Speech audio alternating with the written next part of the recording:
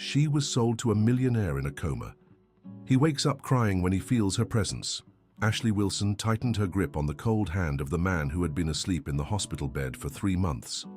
Richard Thompson, the 60-year-old businessman who had bought her freedom for $200,000, showed no signs of waking up anytime soon. The doctors had already lost hope, but she remained there every day, holding that hand she had never held when he was awake. The nurse entered the room and discreetly signaled it was time to change the bandages. Ashley released Richard's hand and stepped back, watching the nurse's mechanical movements around his motionless body. 3 months ago, she never dreamed she'd be in this situation. 3 months ago, she still believed her father, Robert Wilson, would find a way to pay off the debts without having to sell her like an object. The agreement had been too simple to be true. Richard Thompson needed a wife to inherit his grandfather's fortune, which had a clause in the will requiring him to be married by 60 to receive the billion-dollar inheritance. Robert Wilson needed $200,000 to save the family's small bakery and prevent loan sharks from breaking his youngest son, Matthew's legs. The solution seemed perfect, a marriage of convenience that would last only long enough for Richard to receive the inheritance and Robert to settle his debts. But Richard had been in a car accident on the way back from the courthouse ceremony.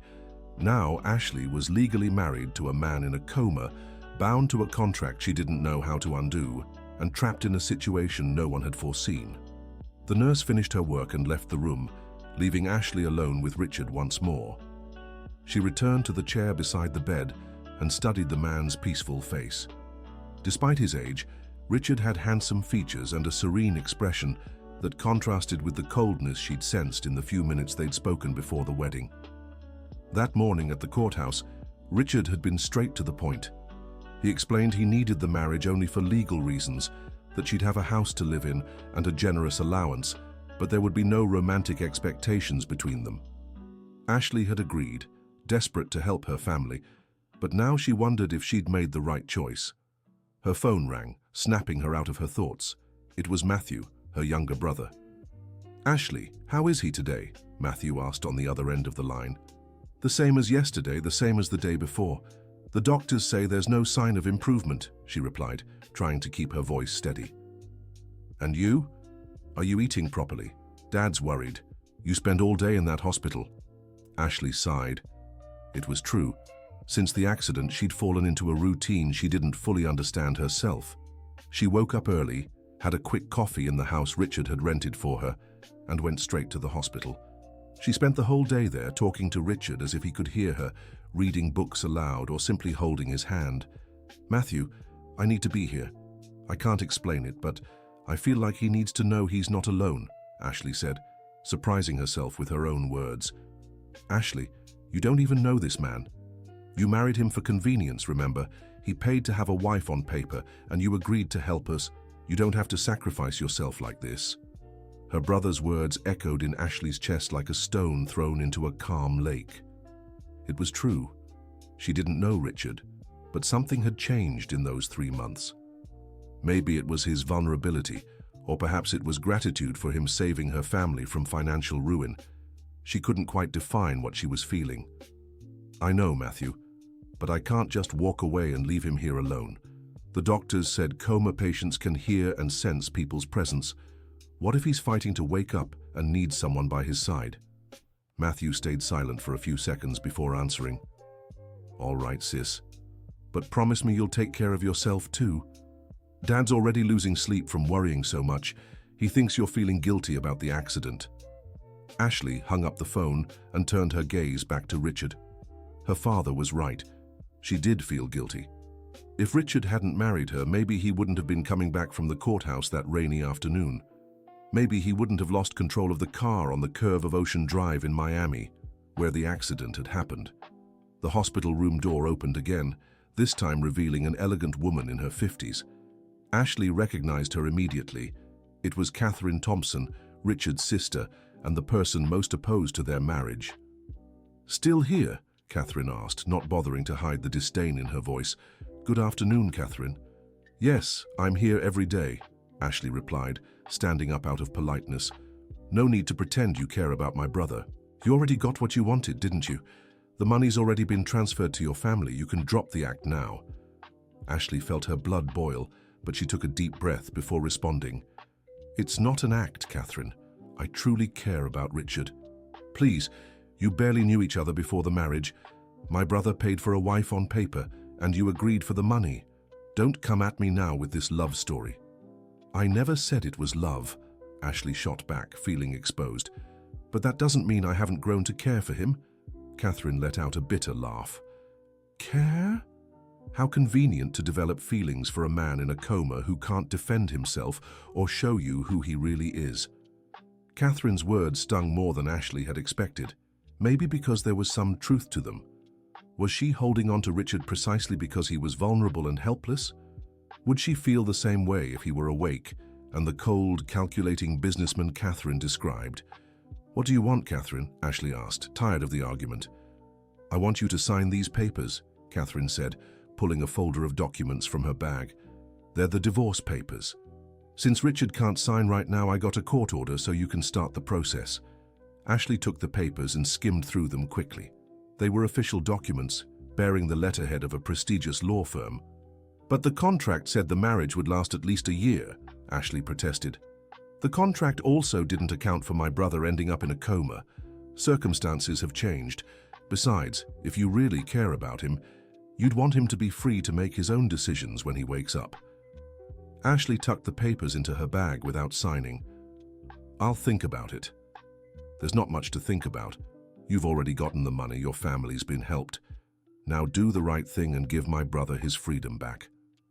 Catherine left the room, leaving behind a trail of expensive perfume and bitter words. Ashley returned to the chair beside the bed and watched Richard once more. Was Catherine right? Was she being selfish by refusing to sign the divorce? Just then, she noticed something different. Richard had slightly moved his head. It was almost imperceptible, but she was sure she'd seen it. Richard, she called, leaning closer to the bed. There was no response, but Ashley swore she saw his eyelids twitch. She pressed the button to call the nurse and waited, her heart racing. The nurse arrived quickly, followed by a young doctor Ashley didn't recognize. What happened? Asked the doctor. He moved his head and I think his eyelids twitched, Ashley explained anxiously.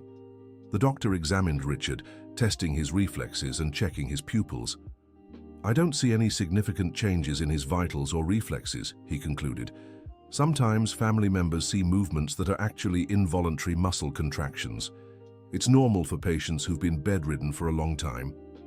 Ashley felt small, like a fanciful child who'd made up a story, but she was sure of what she'd seen.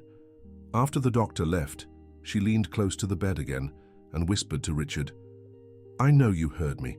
I don't know how, but I know you're fighting to come back. At that moment, she made a decision. She wouldn't sign the divorce papers, at least not yet. If Richard was really trying to wake up, she'd be there when it happened. The following days passed in a routine that had become familiar. Ashley arrived at the hospital every morning at 7, brought books to read aloud to Richard, talked to him about everything and nothing, and held his hand for hours. The nurses now treated her like part of the team, and some doctors stopped to chat with her about the patient's condition. Dr. William Parker, the neurologist overseeing the case, was especially kind to Ashley. One Thursday afternoon, he called her into his office for a talk. Ashley, I need to be honest with you. It's been almost 4 months since the accident. The chances of Richard waking up grow slimmer each day. But he's moved his eyes, doctor, I'm sure of it. I understand you want to believe that, but involuntary movements are common in vegetative patients. They don't indicate consciousness. Ashley felt tears welling in her eyes. So there's no hope left. I'd never say there's no hope. Medicine still has much to learn about the human brain, but you need to prepare yourself for the possibility that Richard may never wake up. That night, Ashley returned home more dejected than ever. The house Richard had rented for her was in a middle-class neighborhood in Miami, far from the luxury she'd imagined a millionaire would provide. It was a simple 2-bedroom home with a small backyard. Richard had explained he chose it because it was discreet and close to the hospital where she'd worked as a nursing assistant before their marriage. Ashley had quit her job after the accident to spend more time with Richard. a decision that now left her with even more time to dwell on her situation. The allowance Richard had promised still appeared in her account, but she barely touched the money, using only what she needed for essentials and saving the rest. Her phone rang. It was her father, Robert. "Sweetheart, how are you? We haven't seen you in days." "I'm fine, Dad. Just a little tired." "Ashley, I wanted to talk to you about something. Can I come over?" Half an hour later, Robert was sitting in the small living room, his face lined with worry. "Honey, I feel so guilty about all this." "Dad, you're not to blame for the accident." "It's not the accident, Ashley. It's putting you in this position. I pressured you to marry a stranger to solve my financial problems.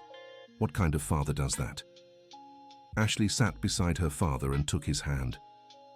"Dad, you didn't force me. I chose to help the family, and I don't regret that decision. But now you're tied to a man who may never wake up. This is no life for a young woman your age. You should be dating, thinking about starting a real family." "I chose to stay with him, Dad. No one is forcing me." Robert looked at his daughter with a mix of admiration and concern. "Ashley, I spoke with Catherine today. She came to see me at the bakery." Ashley felt her stomach tighten. "What did she want?" "She offered me more money to convince you to sign the divorce papers, $50,000 extra." "And what did you say?" "I told her the decision is yours, but she got me thinking. Maybe she's right. Maybe it's better for you to free yourself from this situation and move on with your life." Ashley fell silent for a long moment. Catherine's offer was tempting, but something inside her rebelled at the idea of abandoning Richard. "Dad, I know it might sound strange, but I've developed feelings for Richard. I don't know if it's love, affection, or gratitude, but I feel like I need to be by his side." Robert sighed deeply.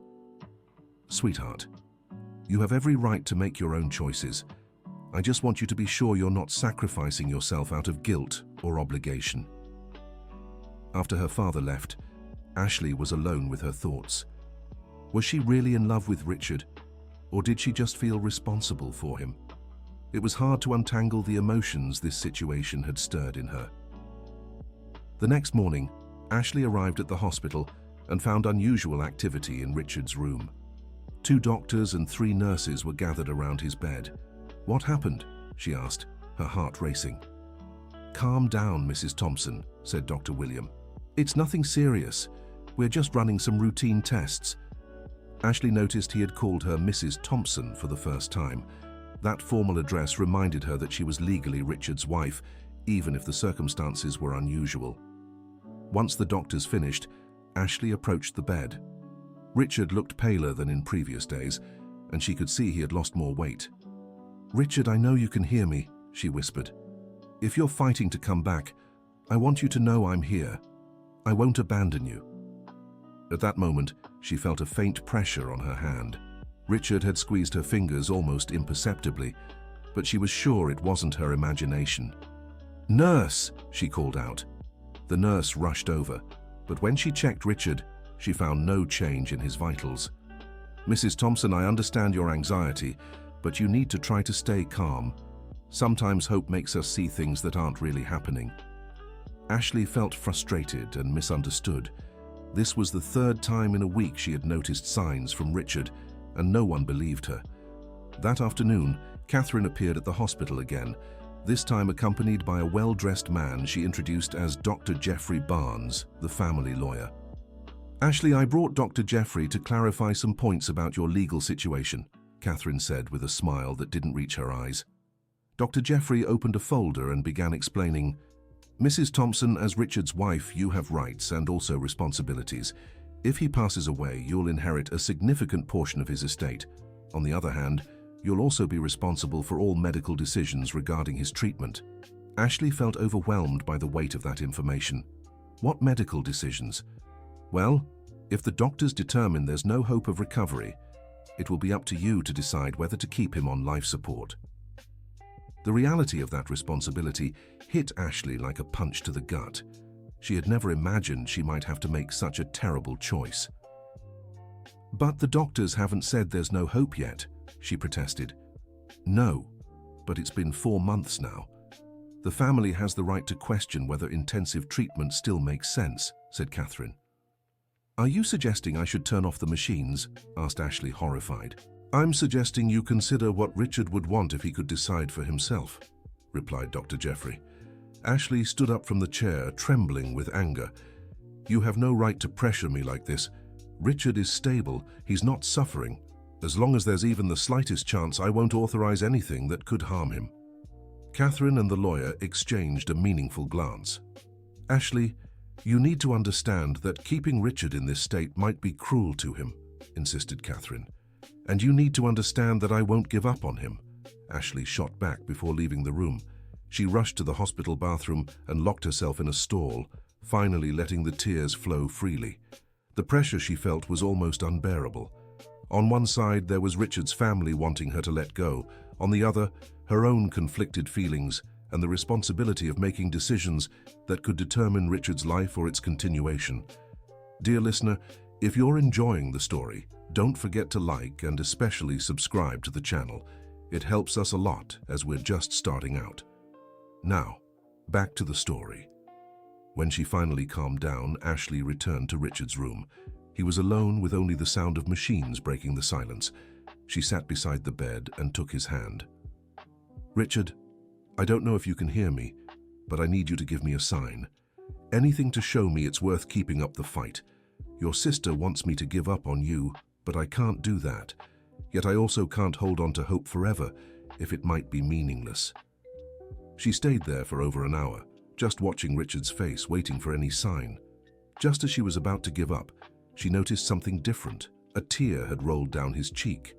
This time, she didn't call anyone. She simply watched, her heart pounding as another tear slipped from his closed eyes. You're crying, she whispered. You can hear me, and you're crying. Ashley leaned closer and whispered in his ear, if you can hear me, if you're really in there fighting to come back, I'll stay by your side. No matter what your sister or anyone else says, but you have to fight too. You have to show the doctors there's still hope. That night, for the first time in weeks, Ashley slept deeply. She had found the confirmation she needed. Richard was conscious in some way and trying to communicate with her. The next morning, she arrived at the hospital earlier than usual and found Dr. William making his rounds. Doctor, I need to talk to you about Richard. Of course, Ashley. What can I do for you? Yesterday, he cried. I saw tears in his eyes while I was talking to him. Dr. William looked at her with understanding but also skepticism. Ashley, tears can be an involuntary physical response. They don't necessarily indicate consciousness. But what if they do? What if Richard is trying to communicate and no one's paying attention? What are you suggesting? I'm suggesting you run more detailed tests, maybe a longer EEG or other exams that could detect conscious brain activity. Dr. William considered for a moment. I can order some additional tests, but I don't want you to get your hopes too high. In most cases, these signs that family members notice don't indicate a return to consciousness. Even so, Ashley felt relieved to finally have convinced someone to take her feelings seriously. The tests were scheduled for the following week, and she spent the next few days with growing anxiety. During this time, she began noticing other small signs. Sometimes when she talked about specific things like her father's bakery or the games they played as children, she noticed subtle changes in Richard's breathing. They were such tiny details that she didn't try to share them with anyone, but to her, they were confirmations that Richard was truly listening. The week passed slowly, filled with anticipation and worry. Ashley could barely focus on anything other than the tests that would be done on Richard. She had stopped answering Catherine's calls and avoided running into her sister-in-law at the hospital. On the day of the tests, Ashley arrived at the hospital at 6 in the morning, even though she knew the tests wouldn't start until 9. She wanted to be there for the entire process, to witness every detail. Dr. William arrived right on time and explained the procedures they would perform. We'll do an extended EEG to measure brain activity, an MRI to check for structural changes in the brain, and some tests for responses to sound and touch. The tests lasted nearly 5 hours. Ashley stayed in the waiting room, pacing back and forth, unable to sit still for more than a few minutes. Every sound from the exam room made her jump. Finally, Dr. William came out with an expression Ashley couldn't read. "How did it go?" she asked, her voice trembling. "I need to analyze the results more carefully before giving a definitive opinion. Can we talk tomorrow morning?" "Please, doctor. At least tell me if you found anything different." Dr. William hesitated before answering.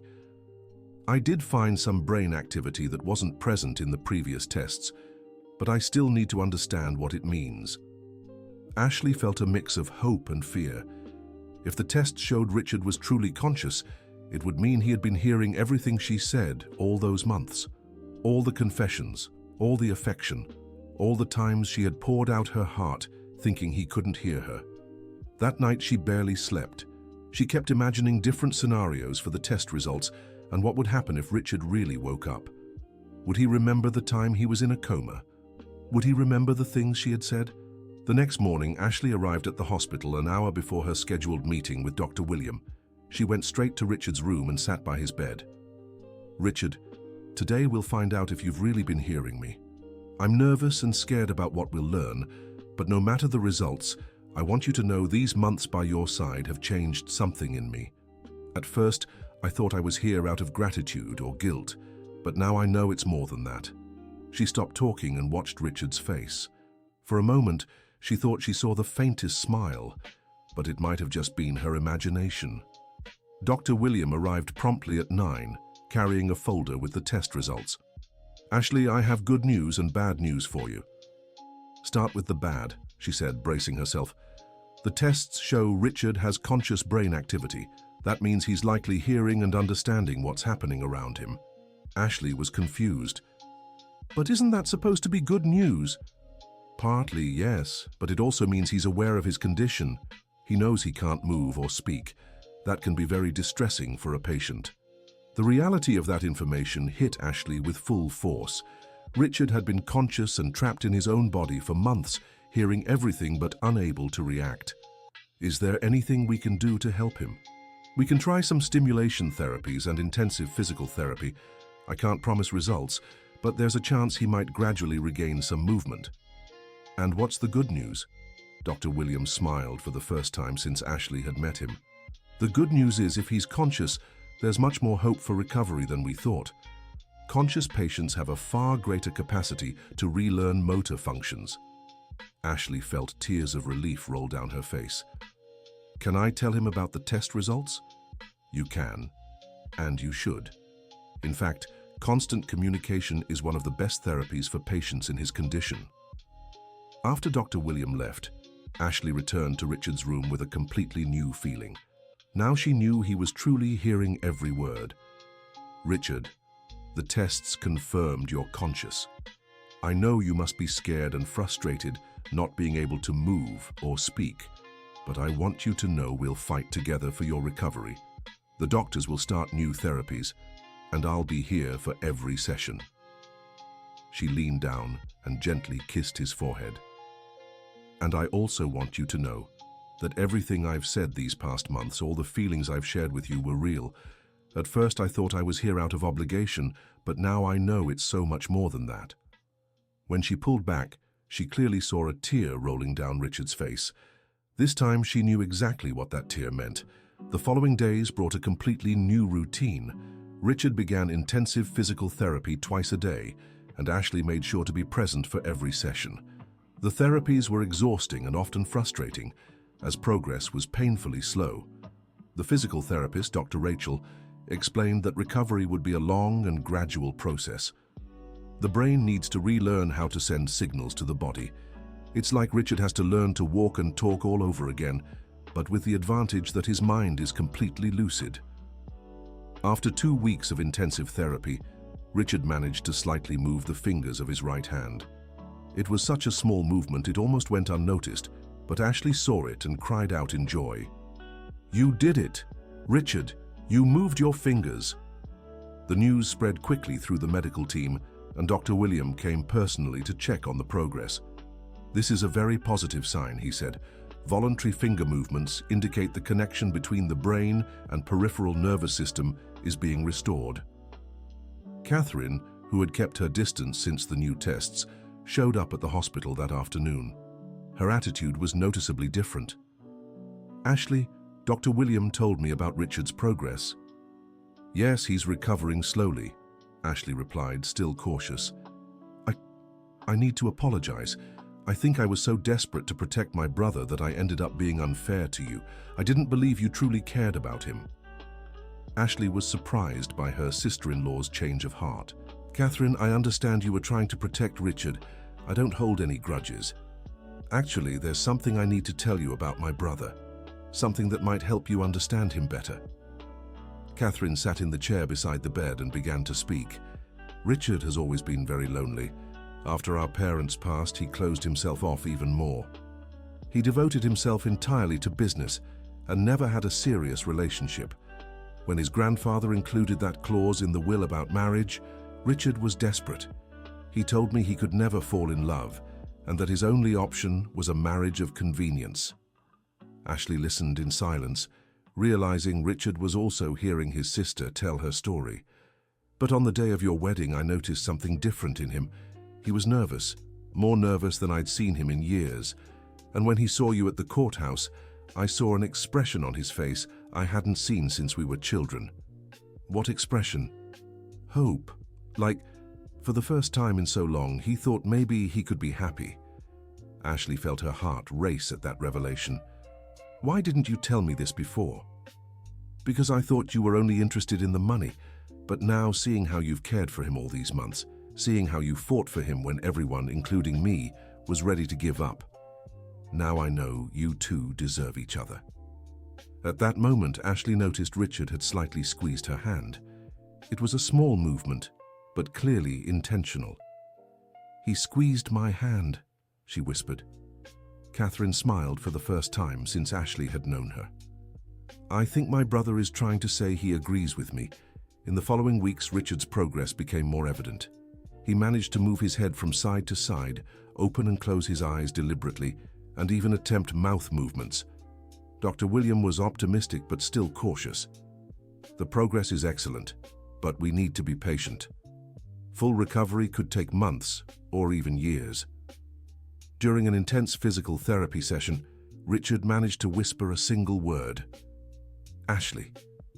She was holding his hand when she heard her name murmured with difficulty. The emotion was so overwhelming, she immediately burst into tears. I'm here, Richard. I'm here, and I won't leave your side.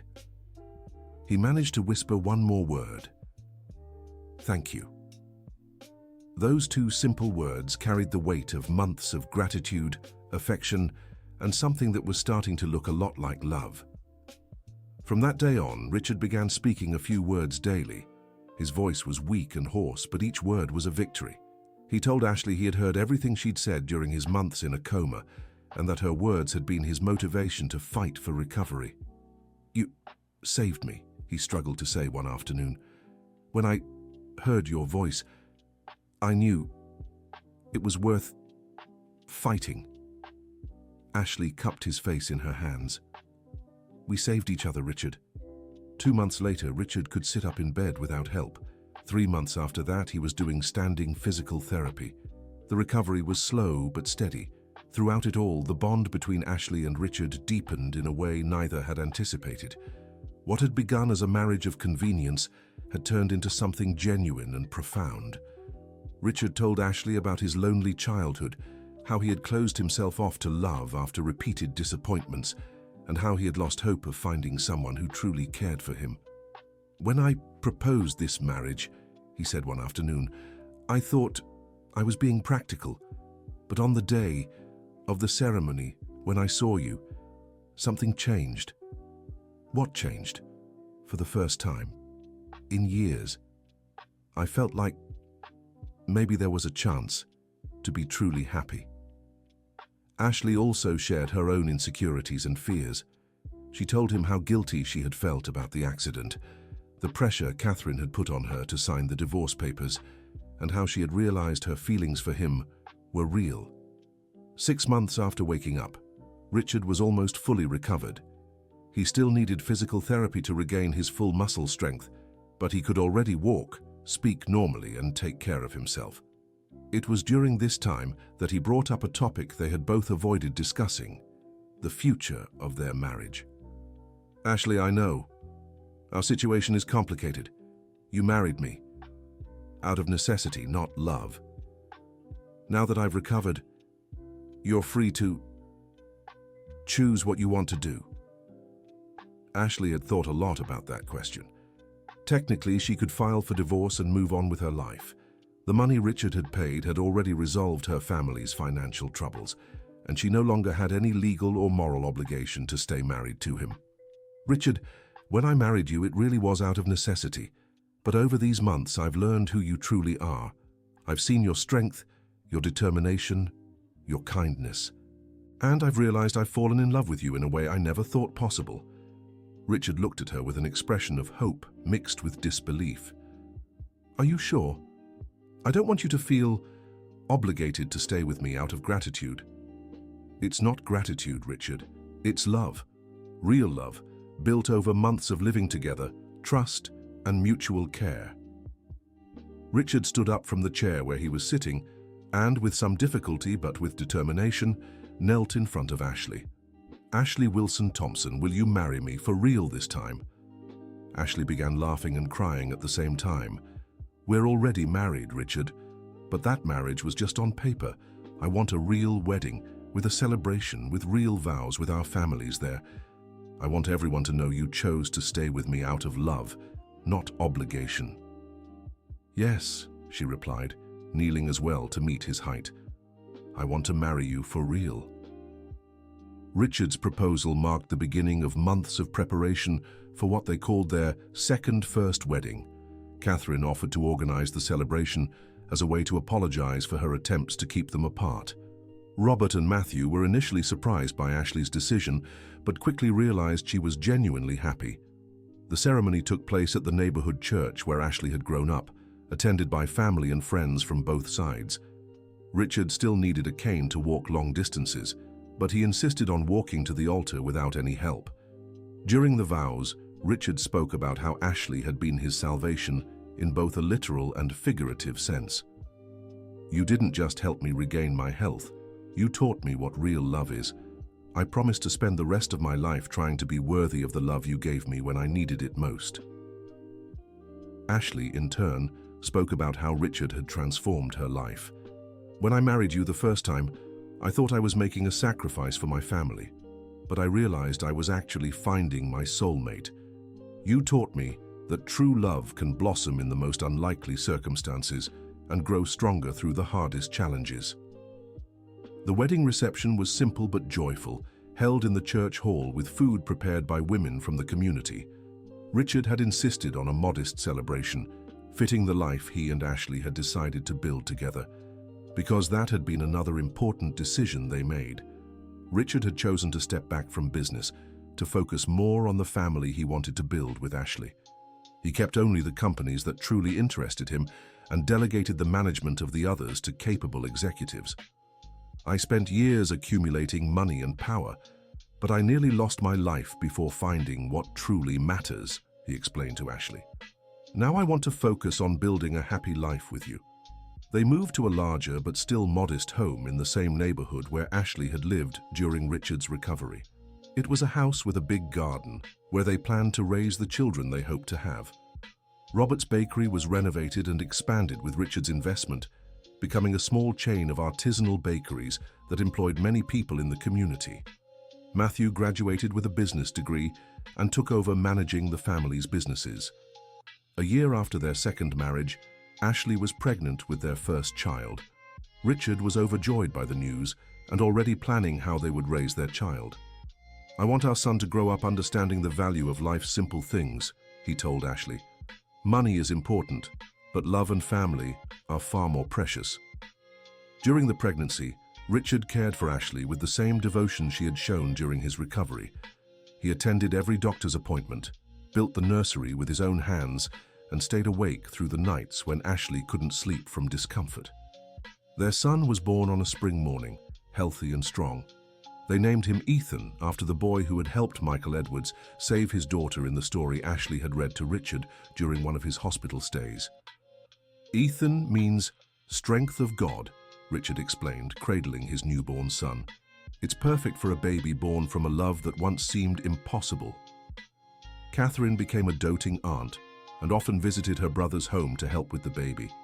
She had fully reconciled with Ashley and often said she was grateful her sister-in-law had never given up on Richard when everyone else had lost hope. Dr. William continued monitoring Richard's recovery and became a family friend. He frequently cited Richard's case in his medical lectures as an example of how love and family support can influence the recovery of critically ill patients. Richard and Ashley's case changed my perspective on medicine, he said in one lecture. I learned that sometimes the best medicine isn't in drugs or equipment, but in the dedication and love of those who stand by the patient. 2 years after Ethan's birth, Ashley had a daughter they named Emma. Their family was now complete and happy in the simple home they had chosen. Richard never regretted his decision to simplify his life. He kept only essential businesses and devoted most of his time to his family. In the afternoons, he loved sitting in the garden with Ashley, watching their children play.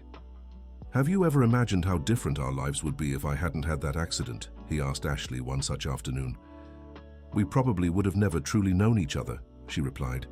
"You'd still be the cold businessman who married me out of convenience, and I'd be the wife who was only there for the money. Then I'm grateful for the accident. It sounds strange to say, but it was through vulnerability that I found strength. It was by losing everything that I gained what truly mattered." Ashley smiled and rested her head on her husband's shoulder. "Sometimes God has to break us completely to rebuild us into something better. And you were the instrument he used to rebuild me." They sat in silence for a few minutes, watching Ethan teach Emma her first steps in the garden. It was a simple scene, but it represented everything they had built together. "Richard?" "Yes?" "Do you regret paying $200,000 for a wife?" Richard laughed and kissed Ashley's forehead. "It was the best investment of my life. But next time, I'll negotiate a discount." Ashley playfully swatted his arm. "There won't be a next time. You're stuck with me forever." Exactly how I want it. That night, after putting the children to bed, Richard and Ashley sat on the porch of their house and gazed at the stars.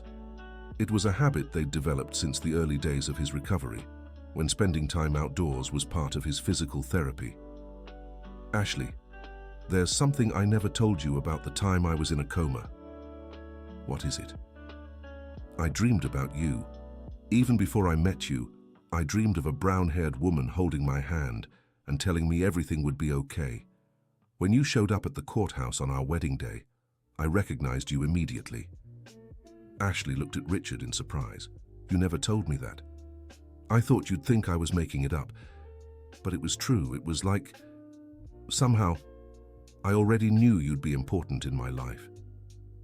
Maybe it was a premonition, or maybe God was preparing our hearts for what was to come." Richard took Ashley's hand and kissed it gently. "Whatever the explanation, I'm grateful. Grateful you agreed to marry me. Grateful you didn't give up when I was in a coma. And grateful you chose to stay with me when I recovered. And I'm grateful you gave me the chance to discover who I really am. Before I met you, I lived only to take care of others. Now I know I deserve to be cared for, and loved too." They stayed on the porch late into the night, talking about the past, the present, and their plans for the future. They spoke about the children they wanted to watch grow up, the simple trips they wanted to take together, and how they wanted to grow old side by side. "Ashley promised me that no matter what happens, we'll never stop being thankful for this second chance life gave us." "I promise. And you promise we'll never forget that true love is built day by day, through the small choices we make to care for each other?" "I promise." They sealed their promise with a kiss before heading inside, ready for another day of the simple, happy life they'd chosen to build together. The next morning, Richard woke up early and made breakfast for the family, as he'd done every morning since his full recovery. It was his small way of showing gratitude for being able to care for the people he loved. Ashley came downstairs with Emma in her arms, while Ethan ran ahead, excited to start another day. "Good morning, my love," Richard said, kissing Ashley and then their daughter.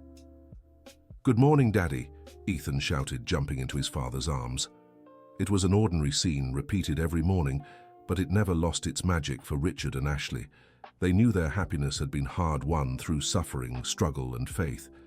As they ate breakfast together, Richard looked at his family and remembered how empty his life had been before meeting Ashley.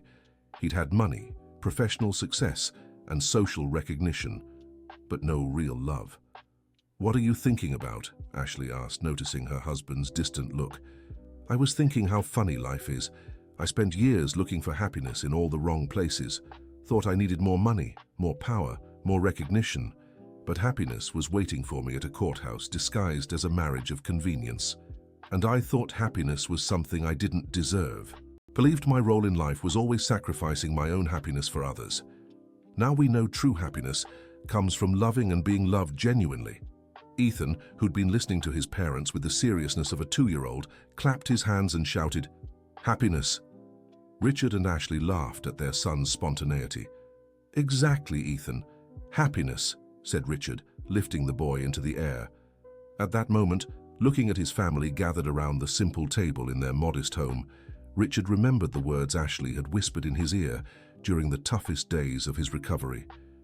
"True love isn't found, it's built." And they had built their love, brick by brick, through hard days and moments of doubt, through small gestures of affection and grand displays of faith in one another. The result was a solid, lasting happiness, far different from the shallow satisfaction Richard had chased in his bachelor years. After breakfast, Richard left for work at the small consulting firm he had started to help other business owners balance work and personal life. It was fulfilling work because it allowed him to share the lessons he'd learned about what truly mattered in life. Ashley spent the day caring for the children and managing the small preschool she had opened in their neighborhood. It was a project she and Richard had developed together, offering quality education for children of working families in the area. In the evening, when Richard returned from work, he found Ashley in the garden, teaching Emma how to water the plants, while Ethan built castles in the sandbox Richard had made with his own hands. "How was your day?" she asked, greeting him with a kiss. "Good. I helped another family of business owners understand that success isn't just measured in money. And yours?" "Good too. The kids at school are making great progress, and our own children are getting smarter every day." It was a simple conversation about an ordinary day, yet filled with contentment and satisfaction. Richard and Ashley had learned to find joy in life's small, everyday moments. That night, after the children were asleep, they settled on the living room couch to watch a movie. It was another habit they had developed, setting aside time each evening just to be together, free from work distractions or family responsibilities. "Richard, do you ever regret the choices we've made?" Ashley asked during the movie's intermission. "Not a single one." "Why do you ask?" "Sometimes I wonder if you miss the life you had before. The big business deals, the money, the social prestige." Richard turned off the TV and looked Ashley in the eyes. "Ashley, let me tell you something. In the worst moments of my coma, when I thought I'd never wake up, the only thing that kept me fighting was the idea of building a real life with you. Not a life of appearances or social status, but a true life, with real love and real happiness. And did you achieve that? We achieved it, together, and I wouldn't trade this life for all the wealth and power in the world." Ashley nestled into Richard's arm, feeling safe and loved. "I love you, Richard Thompson." "I love you too, Ashley Wilson Thompson. Forever." End of story. Now tell us what you thought of the story and where you're watching from. If you have anything to share with us, leave your honest thoughts in the comments. Do you think Ashley made the right choice by staying with Richard? We'd love to hear your opinion. Thank you so much for joining us. Don't forget to like and, most importantly, subscribe to the channel so you don't miss other heartwarming stories.